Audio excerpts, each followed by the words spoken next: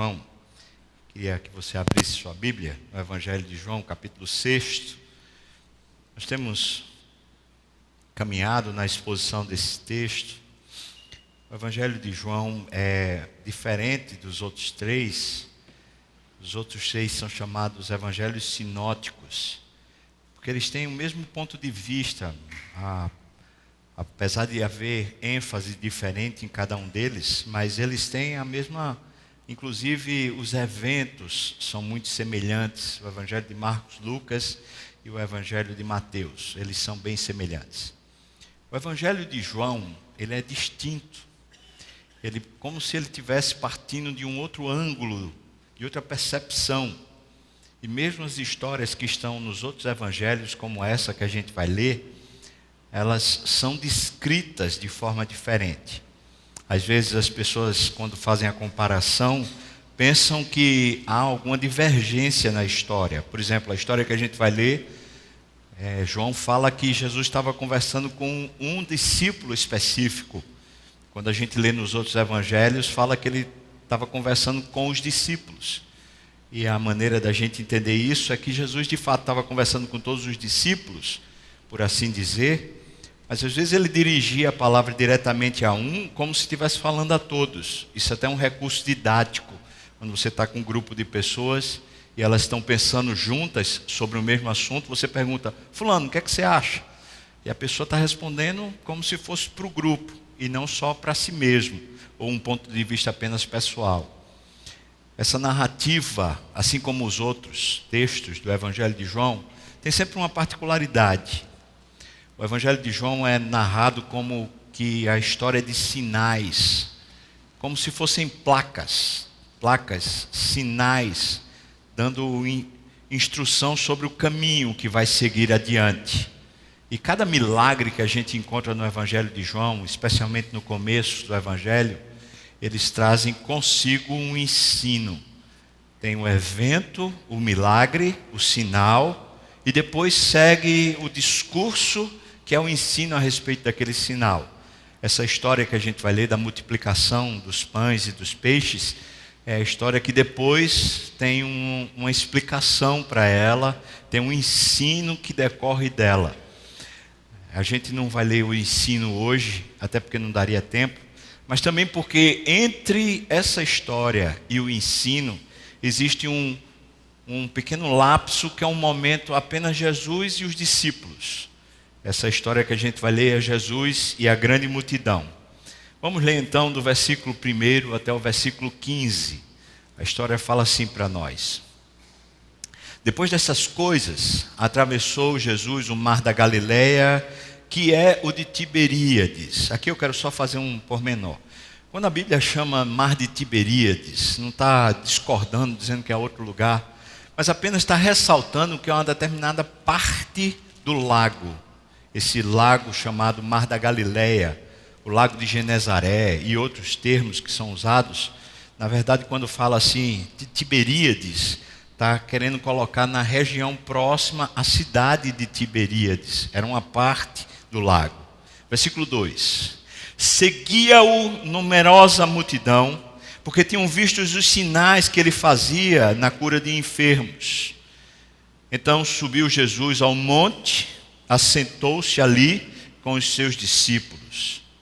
Ora, a Páscoa, a festa dos judeus, estava próxima. Então Jesus, erguendo os olhos e vendo que grande multidão vinha ter com ele, disse a Filipe: onde compraremos pães para lhes dar a comer? Mas dizia isso para o experimentar, porque ele bem sabia o que estava para fazer. Respondeu-lhe Filipe: não lhes bastariam 200 denários de pão para receber cada um o seu pedaço? Um dos seus discípulos, chamado André, irmão de Simão Pedro, informou a Jesus: está aí um rapaz que tem 5 pães de cevada e 2 peixinhos. Mas o que é isso para tanta gente? Disse-lhe Jesus: fazer o povo assentar-se, pois havia naquele lugar muita relva. Assentaram-se, pois, os homens em número de quase 5.000. Só os homens, fora mulheres e crianças.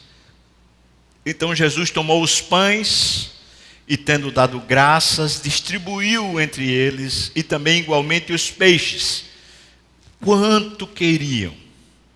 E quando já estavam fartos, disse Jesus aos seus discípulos: recolhei os pedaços que sobraram para que nada se perca. Assim, pois, o fizeram e encheram 12 cestos de pedaços dos 5 pães de cevada que sobraram aos que haviam comido. Vendo, pois, os homens o sinal que Jesus fizera, disseram: este verdadeiramente é um profeta que devia vir ao mundo. Sabendo, pois, Jesus que estavam para vir com o intuito de arrebatá-lo para o proclamarem rei, retirou-se novamente, sozinho, ele foi para um monte. Vamos orar, irmãos. Ó Senhor, Tu sabes muito bem a necessidade, os problemas, as inquietações que temos. Na verdade, é difícil para a gente acreditar que o Senhor não só sabe, como o Senhor também se inquieta com isso, o Senhor cuida disso. Então, Pai, eu te peço, se for da Tua vontade, que hoje, enquanto a gente está aqui, ouvindo Tua palavra, o Senhor nos traga sossego para a alma e nos fortaleça de dentro para fora.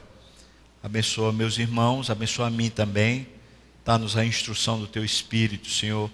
Unja e capacita a gente agora, Pai. Eu te peço isso no nome santo de Jesus. Amém e amém. O texto está dizendo para nós a região onde esse evento aconteceu, ali próximo do Mar da Galileia. Diz que era um monte onde Jesus resolveu se sentar com os seus discípulos, e nesse monte uma multidão foi chegando.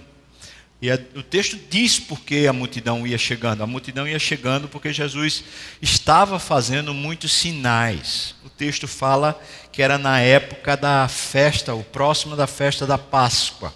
Isso quer dizer que esse texto é aproximadamente 1 ano depois do último texto. A história correu.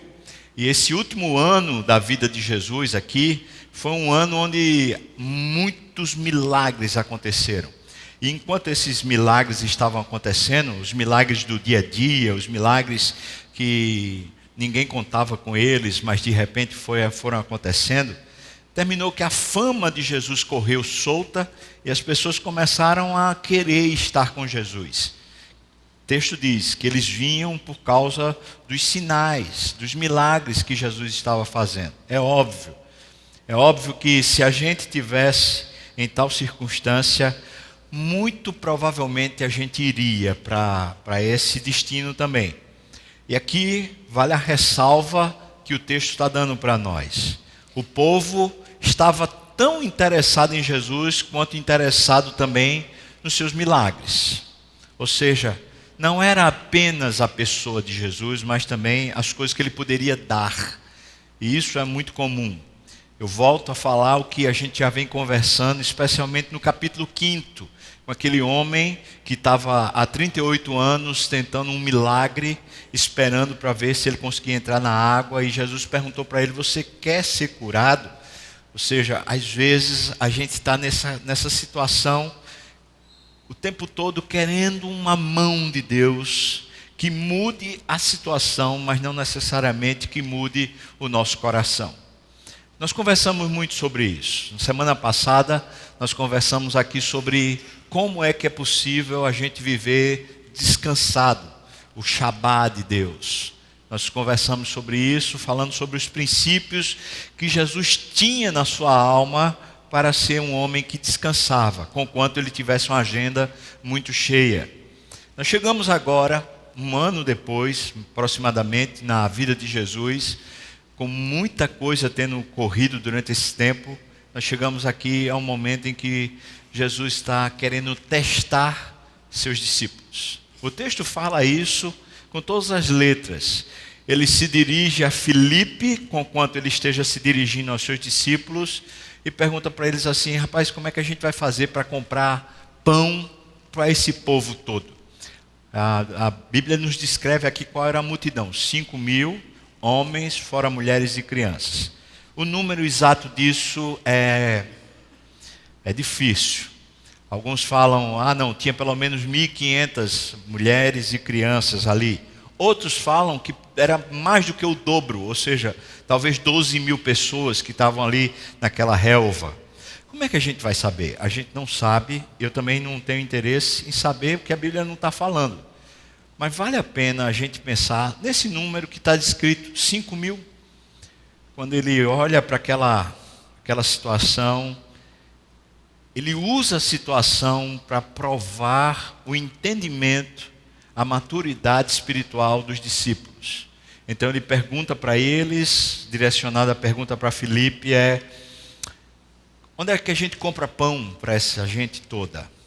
Perceba duas coisas que essa pergunta de Jesus traz. Primeiro, se a gente lê os outros evangelhos que falam do evento, os discípulos estavam conversando entre si, dizendo assim, era bom que ele já mandasse esse povo embora, porque esse povo daqui a pouco vai estar morrendo de fome, eles também não têm onde dormir, eles estavam numa região mais desértica, e daqui a pouco eles vão estar morrendo de fome, eles não têm onde repousar, era muito bom que Jesus já mandasse eles embora. Jesus está ouvindo o comentário deles, Jesus está entendendo que aquilo já está começando a incomodar eles. Aquela multidão que chegou até o monte, chegou porque Jesus fazia milagres, como já lhes falei, mas também porque o ensino de Jesus atraía. Eles queriam ouvir um pouco mais o que Jesus tinha para dizer. E Jesus então está diante disso. Ele está olhando para os seus discípulos estão inquietos, estão pensando a fome que todo mundo vai ter, estão pensando também onde é que eles vão poder repousar. E os discípulos estão pensando, e nós, o que é que a gente vai fazer a respeito disso tudo? E Jesus então, vendo a preocupação que cabe ao coração daqueles discípulos, esse é o primeiro ângulo que eu queria que você percebesse. Jesus então prova eles. Perceba, a preocupação do coração dos discípulos faz com que Jesus meça a maturidade espiritual dos discípulos. E é por isso Jesus transfere, aqui entre aspas, a transferência, transfere a responsabilidade do cuidado aos discípulos. E pergunta a eles, onde é que a gente compraria pão para tanta gente? É como se Jesus estivesse dizendo para os discípulos assim, isso é uma responsabilidade nossa, e eu queria que vocês então se envolvessem nessa tarefa de dar pão para todo mundo. Esse é o primeiro ângulo que eu queria que você pensasse. Pense nessa situação, que às vezes as preocupações com as quais nós estamos lidando, sejam preocupações pessoais, ou sejam preocupações a respeito do mundo, das pessoas, da família, das histórias com as quais nós estamos lidando. Por vezes essas preocupações fazem com que a gente simplesmente queira que acabe, queira que as coisas se resolvam, queira que as pessoas se vão, por assim dizer. Mas Deus muitas vezes usa a preocupação que estamos tendo para colocar a gente diante de um embaraço. É como se Deus dissesse, já que você está preocupado, já que você não confia no meu cuidado, o que é que você vai fazer? E tantas vezes nós estamos envoltos nesse pensamento. O que é que eu vou fazer? O que é que eu vou fazer? Soluções que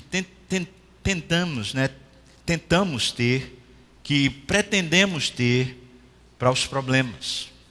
O que é que eu posso fazer? É impressionante, porque essa perguntinha, às vezes, Deus faz a gente, o que é que você pode fazer? E essa perguntinha tira a noite de sono da gente. Essa perguntinha dá gastrite. Essa perguntinha deixa a gente apático, triste, faz a gente sucumbir. O que é que eu posso fazer? Meu Deus, eu estou com esse problema, o que é que eu posso fazer? Qual é a solução que o Senhor me dá para eu fazer? Como é que eu posso agir nesse problema? Perceba, quando Deus vê que a gente está preocupado, quando Deus vê que a gente está com o coração inquieto, muitas vezes a maneira didática de lidar com o problema primeiro, antes dele agir, ele coloca a pergunta para nós: o que é que você vai fazer? Eu canso de conversar com irmãos na fé que têm a seguinte teologia: Deus age naquilo que eu não posso fazer, porque o que eu posso fazer sou eu que tenho que fazer. E aí usam textos como, por exemplo, mesmo no Evangelho de João, no capítulo 11, que Jesus diz: tira a pedra para poder fazer o milagre de Lázaro sair. Usam outros textos dizendo mais ou menos isso: faz a tua parte que eu te ajudarei. Eu queria que você entendesse, irmão, falo isso com muito cuidado e carinho. Eu queria que você entendesse que essa não é a teologia de Deus. Essa é uma teologia muito fraca. A teologia que divide a soberania de Deus com a responsabilidade humana, dizendo que se a gente não fizer, Deus não vai fazer.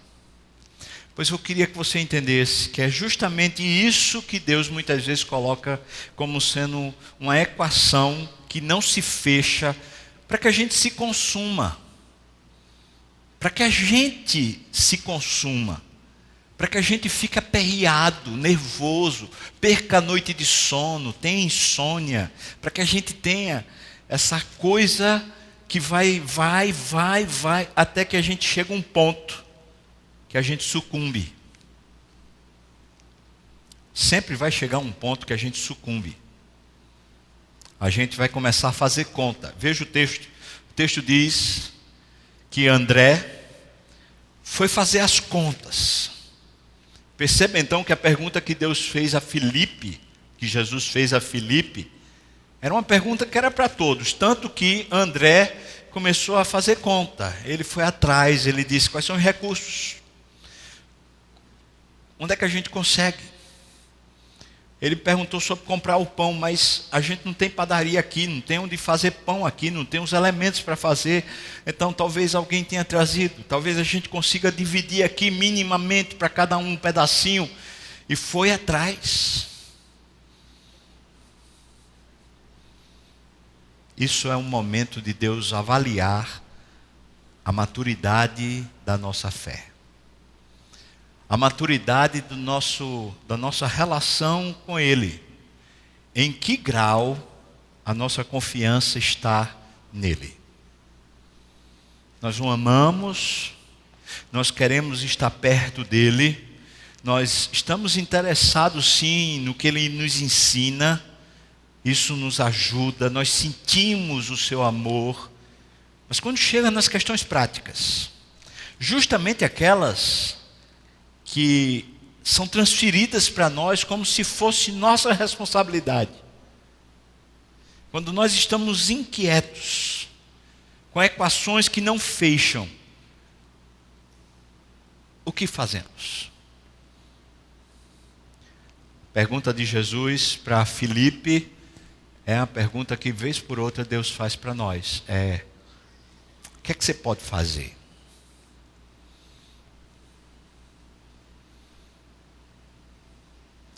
Eu tenho orado por alguns irmãos aqui na igreja que estão passando por situações bem difíceis.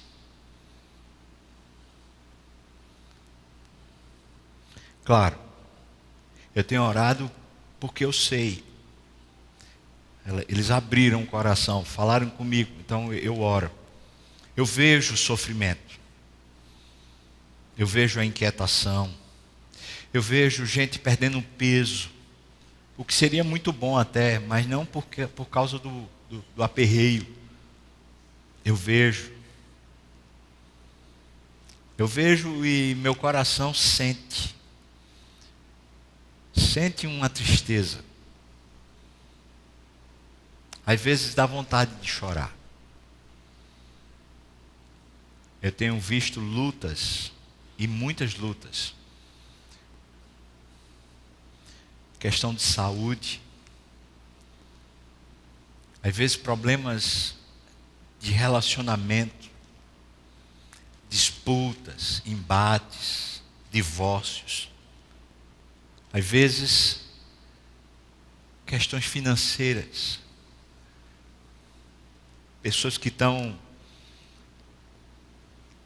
Claro, é contingencial. O Brasil está vivendo um momento muito difícil, faz algum tempo já.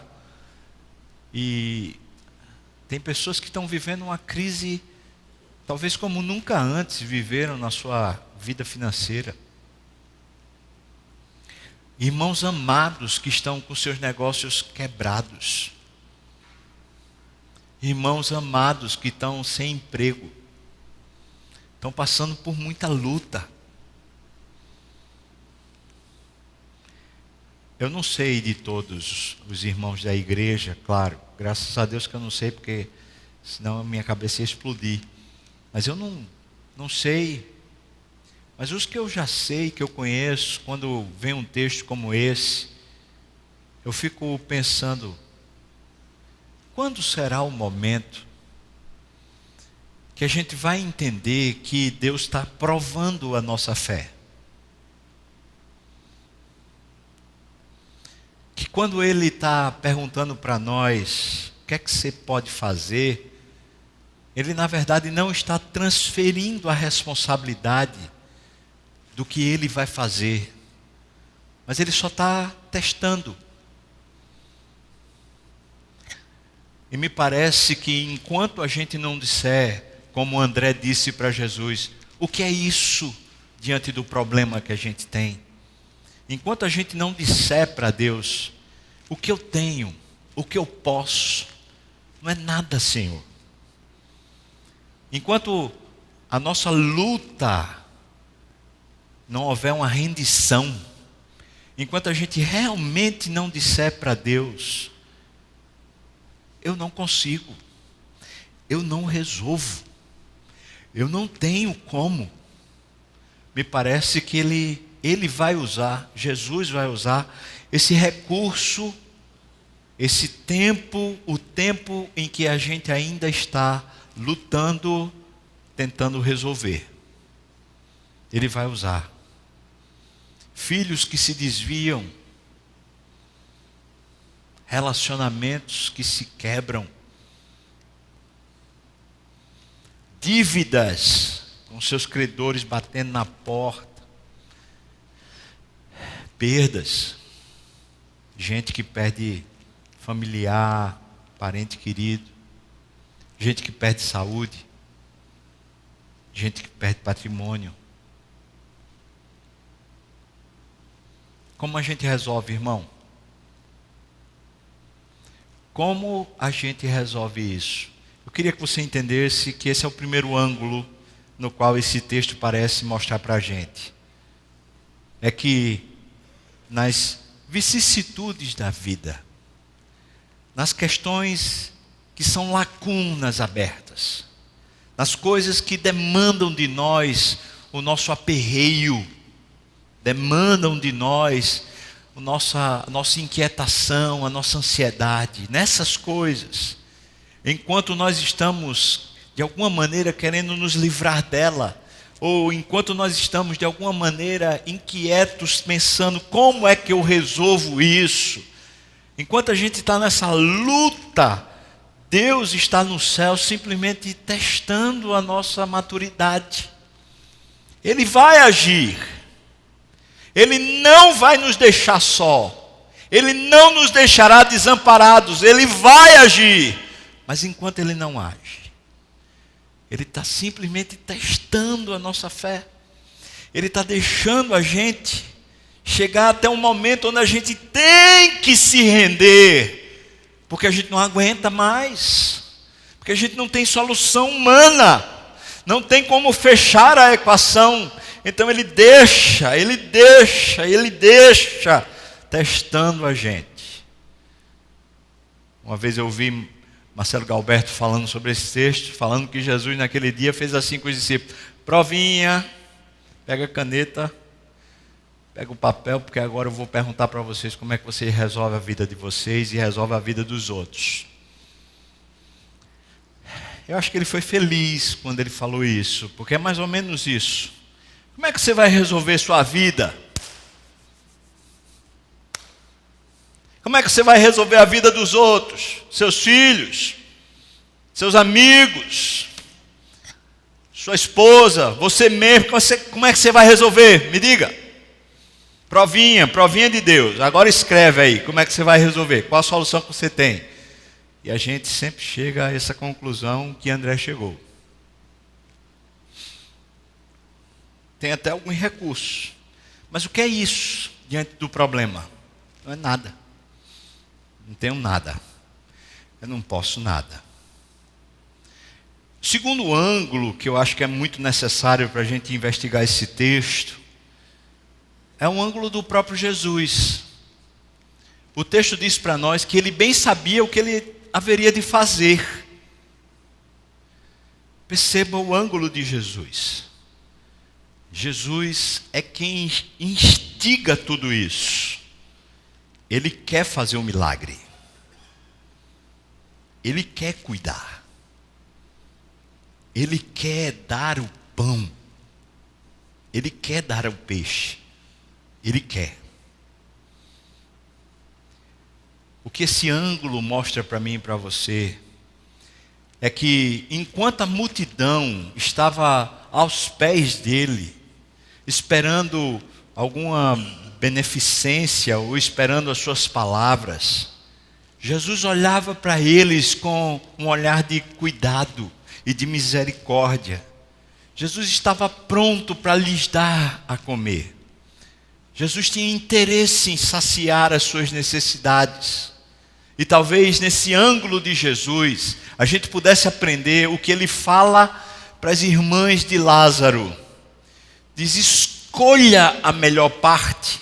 Enquanto você se preocupa com seus muitos afazeres, enquanto você está na luta tentando fazer a coisa funcionar, a melhor parte é quando você se aquieta aos pés dele e crê que vem das mãos dele toda a provisão necessária para a sua vida. E essa parte talvez seja a que os evangelhos e a Bíblia mais tenta nos trazer de volta nessa relação pessoal com Deus.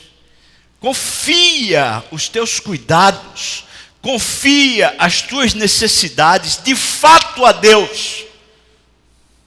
Ele trabalha em teu favor. Ele tem cuidado de ti. Ele não te desamparará. Ele jamais te deixará.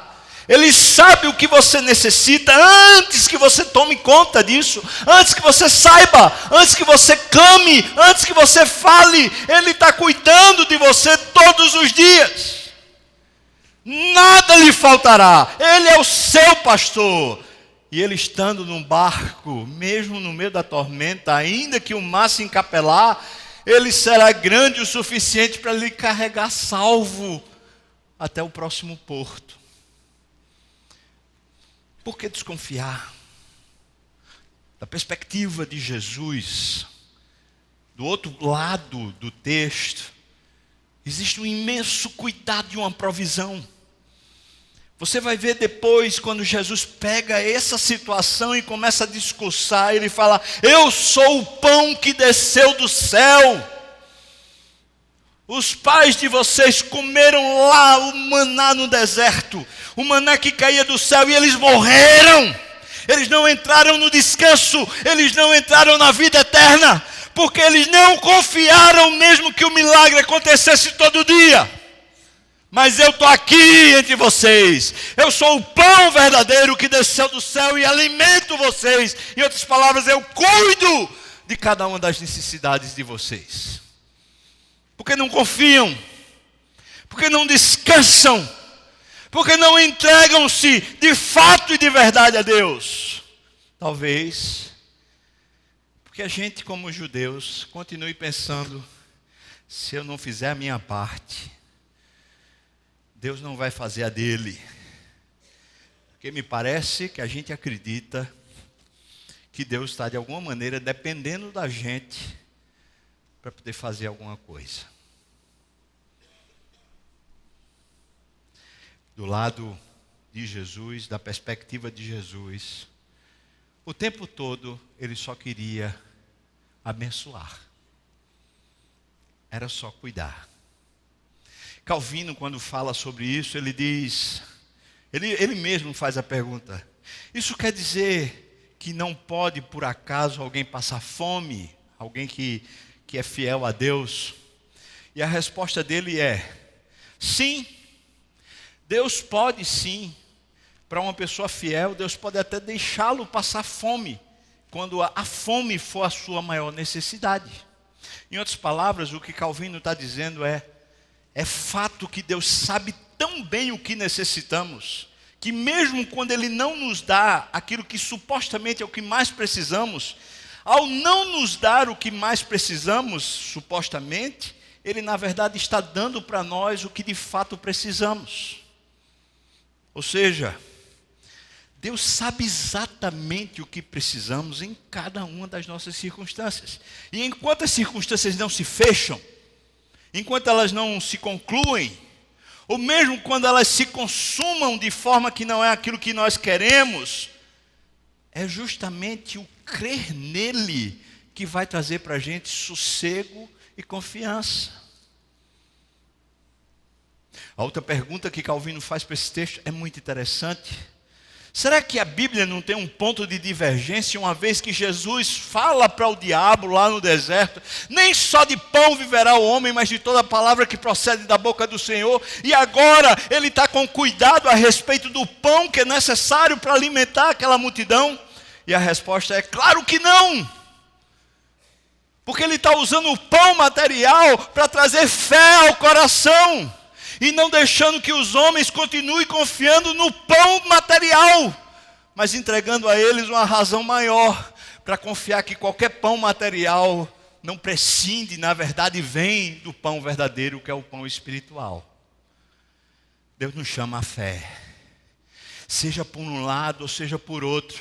Seja quando Ele nos deixa agonizando, sem que a resposta chegue, sem que a conclusão chegue, Ele nos deixa agonizando, Ele simplesmente nos testa para que a maturidade venha quando nós falimos e dizemos: Senhor, não consigo, o que é isso diante do problema que eu tenho, não consigo resolver. Ou, por outro lado, quando simplesmente nós confiamos, e ao confiarmos, seja com abundância de pão, ou seja até com escassez, é aquilo que nós precisamos, e por isso nós estamos satisfeitos. O texto diz para nós que Jesus subiu, levantou o pão, olhou para o céu e fez exatamente o que Ele ensinou para os discípulos no seu modelo de oração. Ele deu graças, Ele falou: Pai, obrigado. Por que isso? Por causa de um rito, uma cerimônia? Não. É para que ficasse evidente para todos que aquele negócio vinha de Deus. Aquele negócio não vinha do esforço de ninguém, não vinha da provisão de ninguém, não vinha da capacidade de ser ninguém, vinha do céu. Aquele alimento vinha do céu. Aquilo era uma provisão do milagre e não a provisão dos homens. Jesus, na verdade, então, construiu todo o cenário para que ficasse evidente que a provisão do céu chega na hora certa, na hora que a gente precisa. Então Ele pega e manda distribuir, e distribui-se, e sobra. O texto diz que eles comeram peixe e comeram pão o quanto queriam.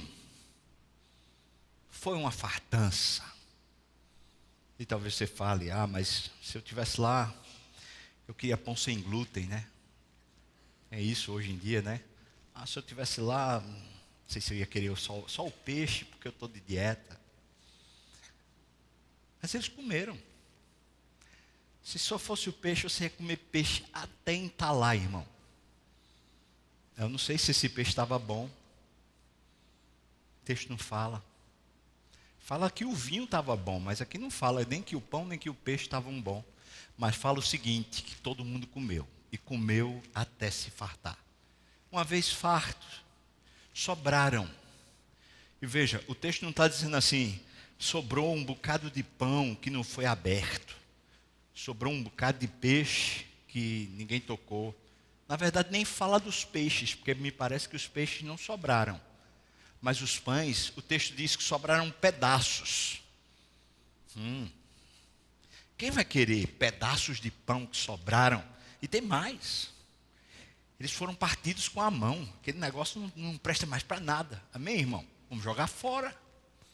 Fala, não quero que sobre nada disso, não. Eles recolheram 12 cestos.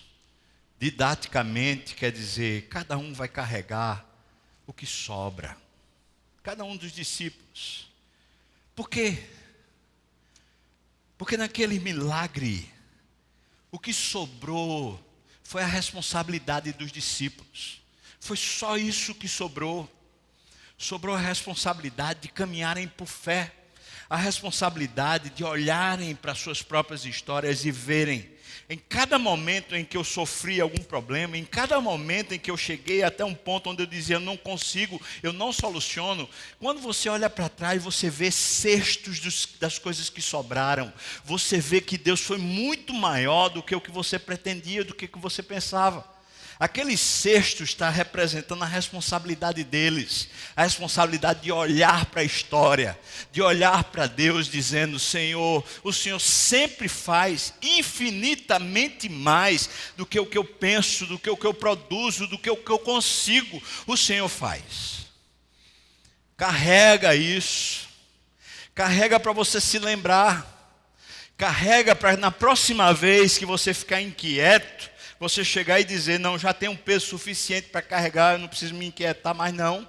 Eu tenho na minha história sobejos da graça de Deus. Eu tenho na minha história sobras dos recursos de Deus. Eu tenho na minha história a memória de um Deus que é fiel e que se compatibiliza com misericórdia do meu sofrimento. Eu tenho na minha história o recurso da lembrança, porque Deus é fiel, ainda quando eu sou infiel. Pegaram os cestos. Agora eles vão carregando. Só que aí o versículo 14 e 15 coloca para nós o cenário que decorre disso. Versículo 14 diz que aqueles homens, aqui está falando da multidão, aqueles homens da multidão, quando olharam, falaram assim,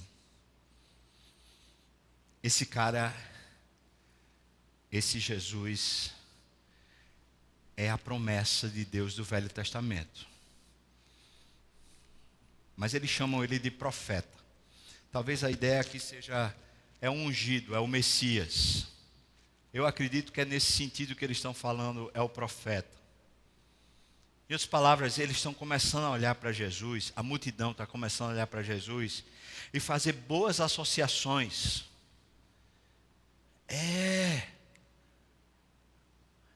Ele parece demais com o que os profetas falaram. Eu estou agora vendo,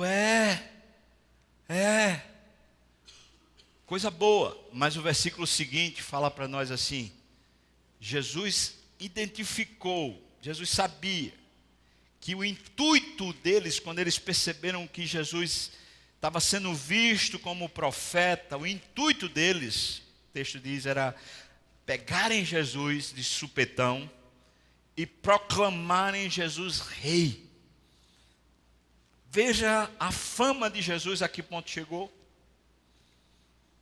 Veja agora como eles estão entendendo os milagres e estão entendendo as ações de Jesus.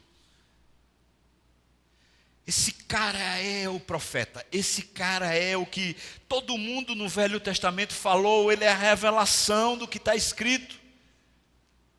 Mas eles pensaram assim, se ele é isso, então ele tem que se tornar um novo rei de Israel, porque aí a gente é redimido do cativeiro cultural que a gente vive. A gente vive nesse cativeiro cultural da Grécia, a gente vive nesse cativeiro cultural de Roma, a gente vive pagando tributos e impostos desnecessários. Está na hora dessa redenção acontecer e finalmente a gente tem um estilo de vida que é de conforto, o estilo de vida que a gente teve quando Davi subiu rei, o estilo de vida que a gente teve quando Salomão foi o nosso rei e nós éramos prósperos, ricos, nós tínhamos tínhamos um recurso infindável, nós éramos diante das nações um luzeiro, todo mundo olhava para nós e falava, nós queríamos ter um rei como vocês, nós queríamos ter os recursos e a economia de vocês, nós queríamos ter as construções, as estruturas que vocês têm, nós queríamos ser como vocês. Está na hora. Esse é o cara. Vamos colocá-lo como rei e a gente finalmente vai ter a vida confortável, a vida que a gente queria ter. O texto diz que Jesus, quando viu isso, retirou-se sozinho para um monte.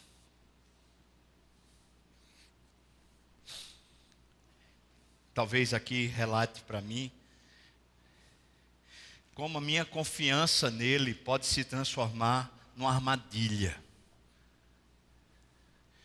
Quando a minha confiança nele se torna, para mim, a tentativa de, por meio da fé, eu viver uma vida confortável. Então aqui a Bíblia guarda você e eu, para que a gente não entenda mal o nosso percurso com Jesus. Jesus está cuidando de nós. Deus está cuidando de nós. Deus sabe as minhas necessidades. Deus já está diante de mim. Deus já tem preparado todos os recursos para me sarar e para me dar o que eu necessito a cada momento da vida. Sim, Deus é fiel e será fiel comigo o tempo todo. Mas eu não posso confundir isso. A fidelidade de Deus não é para que eu tenha uma vida confortável aqui, mas é para que eu tenha uma vida de paz aqui. Não é para que eu tenha os recursos que eu queira aqui, não é para que eu tenha algum tipo de conforto nessa vida, porque o próprio Filho de Deus não teve, e ele disse que habitou como se fosse uma ovelha no meio dos lobos, e que eu e você estávamos enviados para o mundo como ovelhas no meio de lobos. Não é possível viver um cristianismo onde a conveniência e as convenções de conforto que estão como status quo nessa sociedade se tornem para nós a nossa próprio estilo de vida. Nós não estamos buscando a Deus para ter conforto, nós estamos buscando a Deus para adorá-lo. Nós não estamos buscando a Deus para simplesmente ter a vida que nós desejamos, mas estamos buscando a Deus para ter a vida que desce do alto. É para que Deus reine, é para que Ele se assenhore de nós, é para que haja glória no seu nome. E talvez isso, de Deus reinar, e de Deus se assenhorar da nossa história, nos coloque vez por outra em posições desconfortáveis, conquanto a fidelidade do Senhor nos suprirá em cada uma das nossas necessidades. Então não confundamos. O cuidado de Deus, essa providência de Deus que sabe o que precisamos e que sempre vem ao nosso encontro, não é para que a gente tenha uma vida de conforto, mas para que a gente tenha uma vida eterna. Não é para que a gente tenha a vida que a gente quer, mas para que a gente tenha a vida do seu Filho em nós. Para que a gente não se confunda.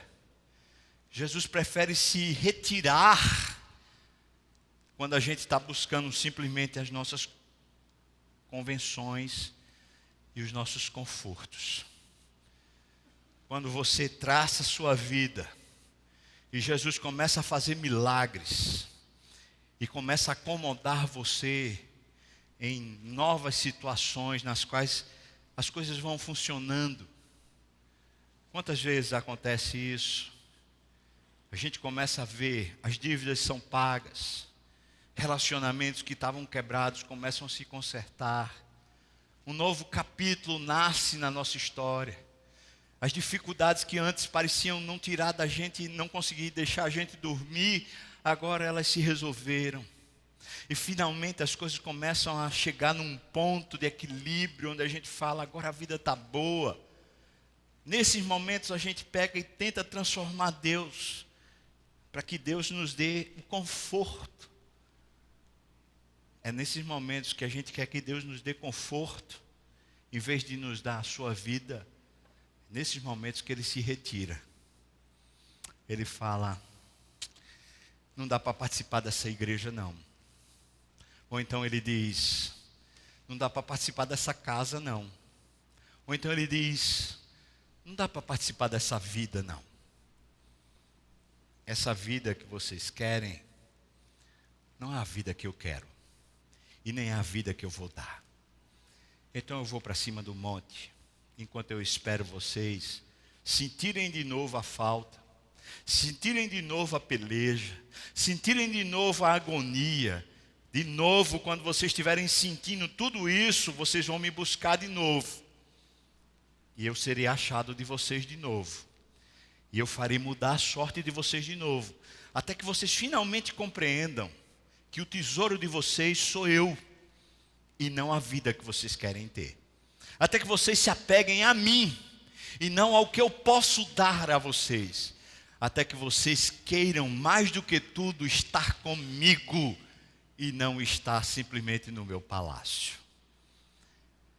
Talvez essa história seja uma grande redenção. Como todos os outros textos de João, é a narrativa da história da redenção, mostrando para nós o tipo de relacionamento onde Deus tensiona as coisas, onde Deus não deixa que as coisas simplesmente se cristalizem, onde Ele deixa que as lutas e as coisas da vida simplesmente vão moldando o nosso caráter. Essa é a história da redenção. Você tenta fazer tudo ficar direitinho, mas é o próprio Deus que é contra esse propósito, que é contra esse estilo de vida. E Ele sabe como chacoalhar o barco, Ele sabe como mexer, Ele sabe como deixar um fio solto, a fim de que você volte para Ele e volte-se de todo o coração para Ele, querendo Ele, e não simplesmente o que Ele tem para lhe dar. Eu lhe pergunto nessa manhã, você quer o Senhor, irmão? Você quer o Senhor? Talvez hoje a gente possa pedir a Ele: Senhor, faz um milagre. Eu estou precisando de recurso financeiro, Senhor. Eu preciso pagar contas. Faz um milagre. Desce com provisão na minha vida, Senhor. Eu estou agoniado, eu estou nervoso. Faz um milagre. Talvez você fala: estou com problema de saúde sério. Os médicos estão lá em crise, eles não sabem o que dizer. Tem uma criança que a gente está orando no grupo do discipulado, chamada Hugo. Está sendo investigada lá pelos médicos, ninguém sabe o que é que ela tem. Uma doença parece autoimune, que mexe com tudo nele. Entre a vida e a morte, o menino lá. Os pais, claro, abatidos. Deus mexendo. Talvez seja a situação de alguns aqui, um diagnóstico pesado, um problema, um negócio, você fala: o que é que eu vou fazer? Deus quer fazer um milagre, talvez Ele queira fazer um milagre.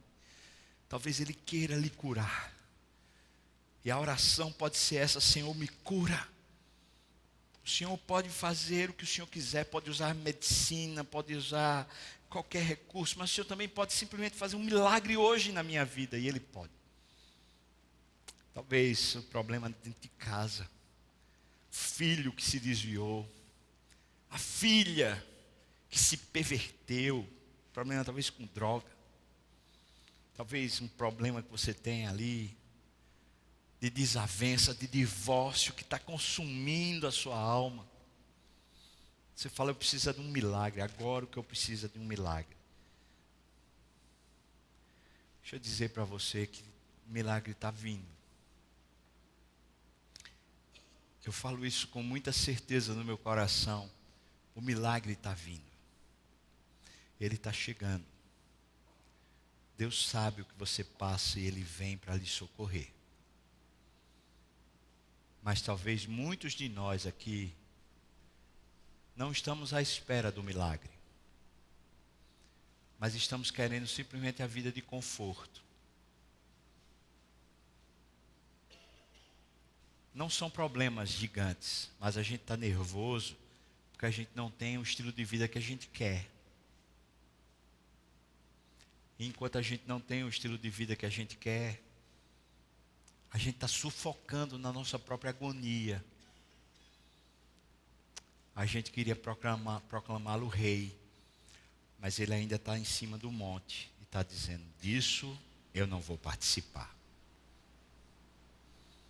Por isso eu acredito que no auditório existem dois grupos. Existem aqueles que realmente precisam do milagre. E a esses é Jesus que vem ao encontro dizer, eu estou com você, porque eu lhe amo. Mas talvez dentro desse mesmo auditório existam aqueles que não estão precisando do milagre. Estão precisando da ausência. Estão precisando saber que Deus não vai compactuar com os seus desejos. E a ausência vai se firmar cada vez mais.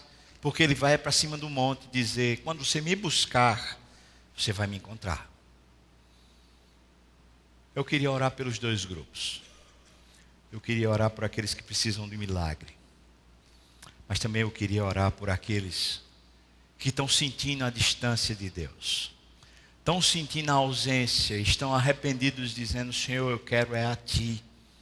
Eu quero é a Tua mão na minha cabeça, me ungindo com óleo. Eu quero a Tua unção, eu quero o Teu fogo, eu quero a Tua presença, Deus. É disso que eu estou precisando. Vamos orar. Você está no primeiro grupo, precisando de um milagre.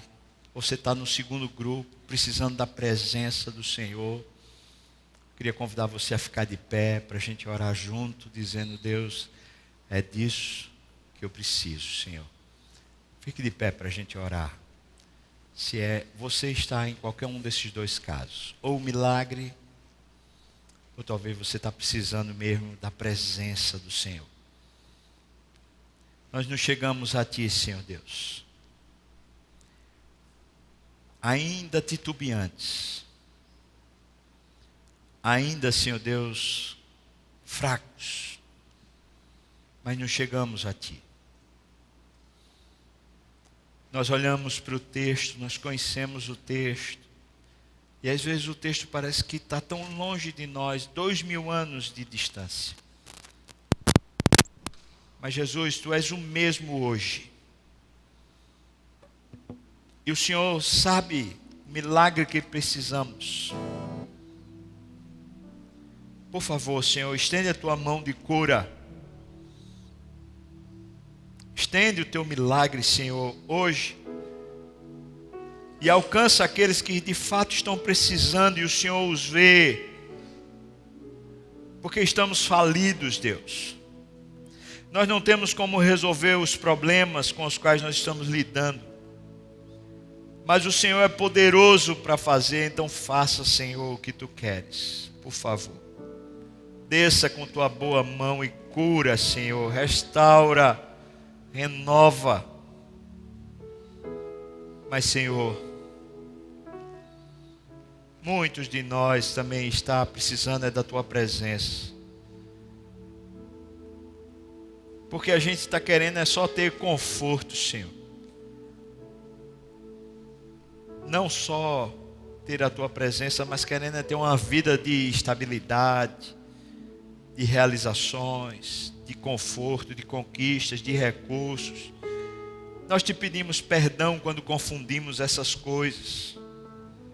E queremos dizer ao Senhor, por favor, venha, porque o que precisamos é do Senhor. Desça do monte, Jesus, venha ao nosso encontro.